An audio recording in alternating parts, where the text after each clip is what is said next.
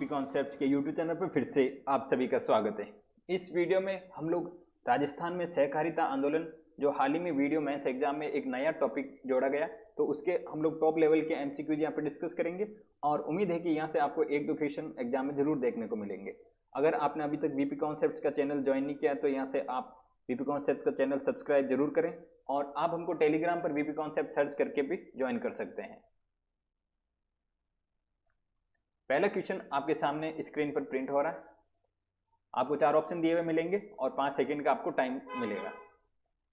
सहकारिता झंडे में कितनी पट्टियां हैं? तो आपको 4 ऑप्शन में सही आंसर बताना है और इसका सही आंसर हो जाएगा ऑप्शन ए 7, यानी सहकारिता झंडे में 7 पट्टियां हैं। और इंपॉर्टेंट फैक्ट आपको ध्यान रखना है, सहकारिता झंडे में काले कलर की पट्टी नहीं है। अगला प्रश्न है आपके सामने, प्राथमिक भूमि विकास बैंक के माध्यम से कृषकों को दीर्घकालीन ऋण सुविधा प्रदान करने वाला बैंक कौन सा है? तो चारों ऑप्शन में आपको सही ऑप्शन को चूज करना है। तो इसका सही आंसर हो जाएगा ऑप्शन डी राजफेड। बात करें राजफेड की स्थापना की तो 26 नवंबर 1957 को इसकी स्थापना हुई थी। आपको पूरी डेट याद रखने की यहाँ पे कोई आवश्यकता नहीं है, आपको बस ये वर्ष याद रखना, 1957 में राजफेड की स्थापना हुई थी। अगला प्रश्न है, 57वां संविधान संशोधन किससे संबंधित है?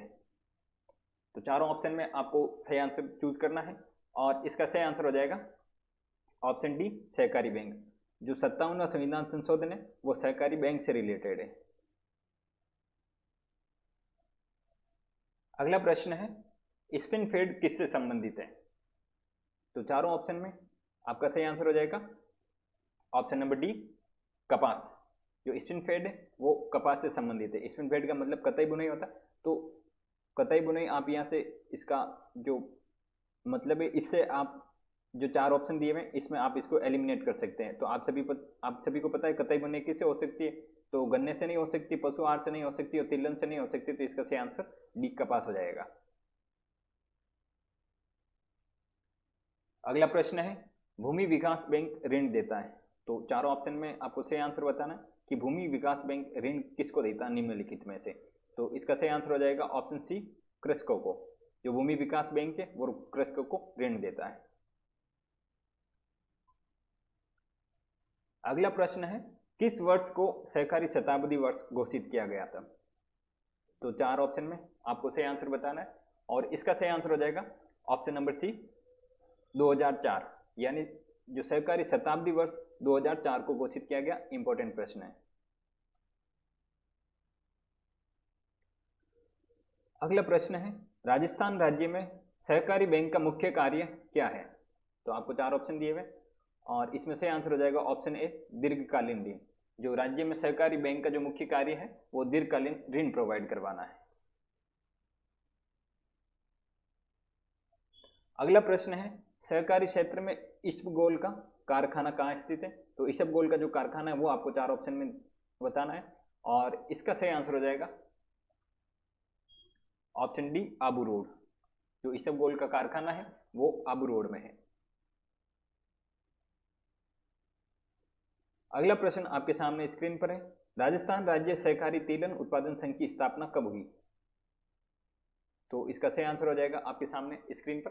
आप क्या आंसर है आप सोच सकते हैं और इसके बाद इसका सही आंसर हो जाएगा ऑप्शन डी 1990, यानी राजस्थान राज्य तिलहन उत्पादन संघ की जो स्थापना है वो 1990 में हुई थी। इसे तिलोम भी कहते हैं।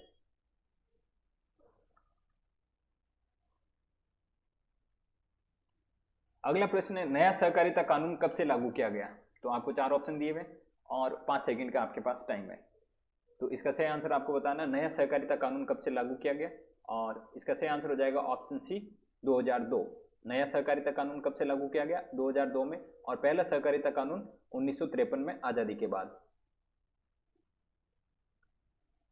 अगला प्रश्न है, राजस्थान में प्रथम सहकारी समिति कहाँ स्थापित हुई?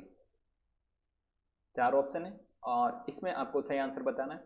तो इसका सही आंसर हो जाएगा ऑप्शन सी भिनाई। और भिनाई कहाँ है? तो अजमेर में।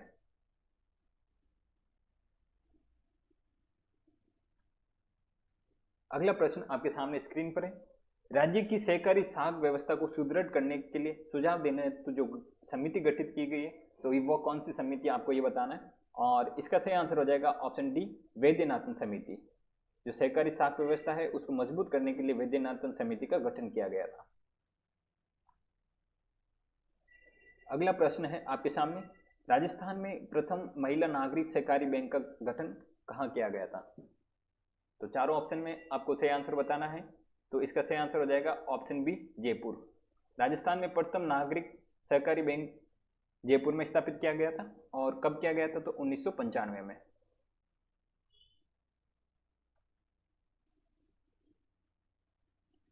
अगला प्रश्न है, निम्न में से कहां पर सहकारी कताई मिल स्थापित की गई है।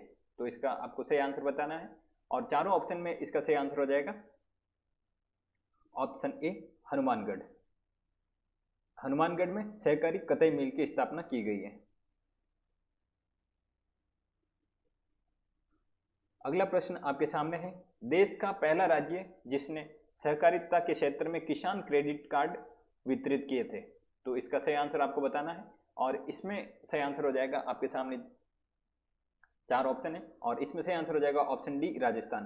राजस्थान राज्य देश का पहला राज्य है जहां पे सहकारिता के क्षेत्र में सहकारी किसान क्रेडिट कार्ड इशू किए गए।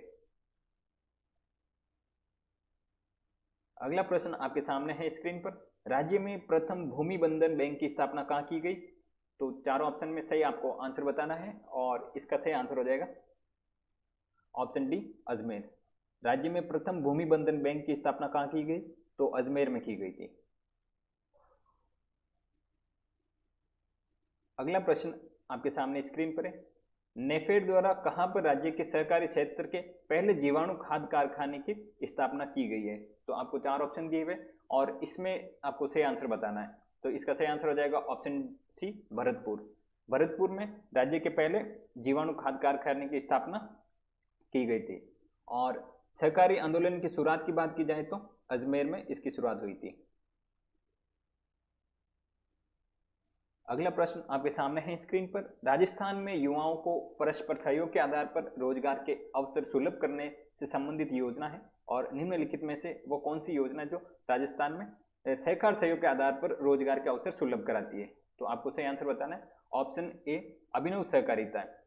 एक्चुअल में जो सहकारिता है इसका जो मूल सिद्धांत है वो एक सबके लिए और सब एक के लिए, यानी इसमें जो मेन जो सिद्धांत रहता है वो लाभ कमाने का उद्देश्य नहीं रहता, वो सेवा का उद्देश्य रहता है। तो आपको ये कथन में भी मिल सकता है।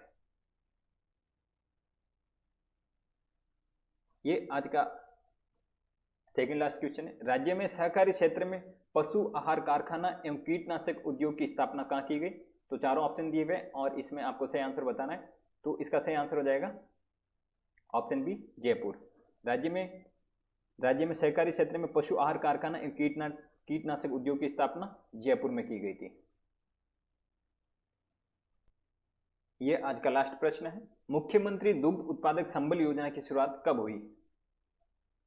तो आपको चार ऑप्शन दिए हुए हैं, और इसमें सही आंसर हो जाएगा ऑप्शन डी, 1 फरवरी 2019 में मुख्यमंत्री दुग्ध उत्पादक संबल योजना शुरू हुई थी।